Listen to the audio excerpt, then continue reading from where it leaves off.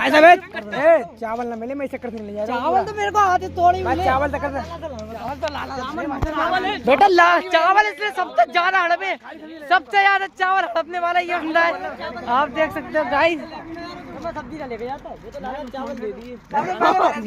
देखो ये देखो कट्टी है भैया आज तो चावल दे दिए तो खा कट्टी है भरी है कोयले वाली लाल कोयले वाली। देख रहे हो गाइस कितनी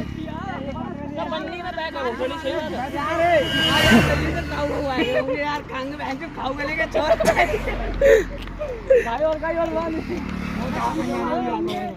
साल बाद आ रहे होंगे यार। कौन सही है यार तेरे सगुता उम्र है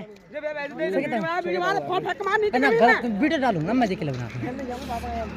अगर डालनी होती ना तो मैं डाल देता यार। चूतिया थोड़ी ना मैं भी दिख रहा हूँ यार। याद रहे कि हाँ भैया फेयरवेल के चक्कर में हमने चावल और छोले मटेले